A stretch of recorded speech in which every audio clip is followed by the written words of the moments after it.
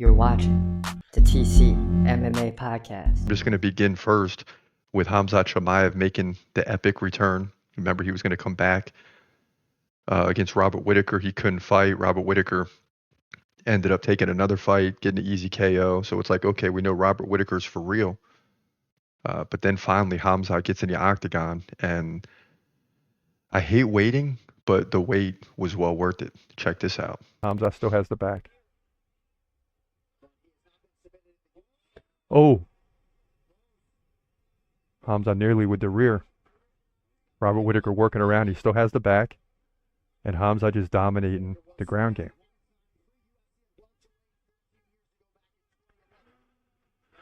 Come on, Khamzat. Go for the finish here.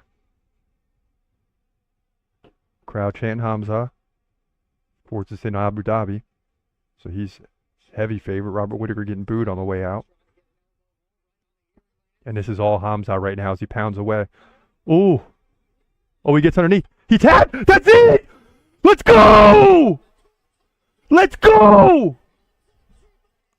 What'd I tell y'all, baby? What'd I tell y'all? Come on. Give this guy a title fight. What?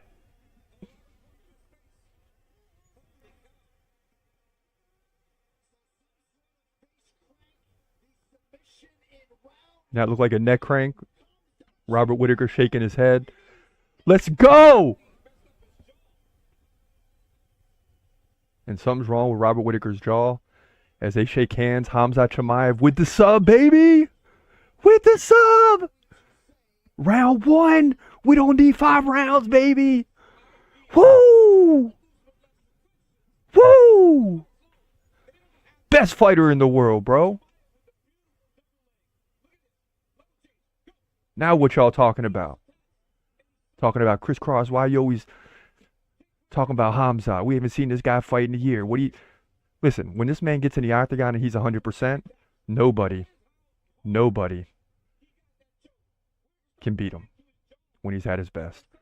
And as soon as he got that neck crank in, Whittaker tapped immediately. And Whittaker starts grabbing at his jaw immediately. And this fight is a wrap, baby. And the celebration is on. The celebration is on, baby.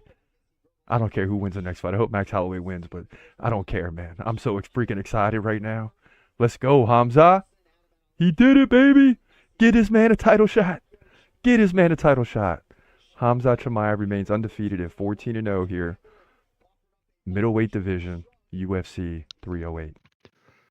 Yeah, and for me, that's the moment of the year, right? Khamzat winning in dominant fashion against a guy, Robert Whittaker, who just beat Aliskerov in dominant fashion. That guy's virtually undefeated coming in because he only lost to Khamzat, right? So Whittaker beats him, and everyone's like, oh, yeah, he's going to dust off Khamzat. Okay. So that was definitely, for me, as you can see in the reaction, the biggest fight of the year for me. He's number one on the do list for a reason, and the do list is something we got to take a hard look at before we present it. We'll do that in the look ahead to 2025 and really dive into that. But the top 3 guys won't change, and that'll be a big story on the next podcast, right? Is Alex Pereira, John Jones, and Khamzat. I think they all end the year as champions, and maybe one of those fights, Khamzat will beat Dricus or Sean Strickland. It won't matter. And then, if they give it to him, that's the big question. He better get the title fight in 2025 or people are going to go bananas. But then if John Jones beats Aspinall and Alex Pereira beats Ankalaev and Khamzat wins a title, that's why those 3 guys are in the dude list, because it's not pound for pound. It's like a prediction of the future combined with who I think is the best fighters in the world. And any one of those 3 guys fighting each other will be ridiculous. Likely not Khamzat, though, right? Because he's going to have to defend the belt a few times and all that. But, all 3 of those guys, to me, are the best 3 fighters in the world. He's gonna fight, wait, he's gonna fight, wait, hold your breath till the end of the night. Last fighter call, UFC at its height, yeah. Bringing that thunder with all his might, saying step up, wanna fight, hold up, think twice, gladiator, assassin, reckless, no abandon, walk through that cage, he'll leave your ass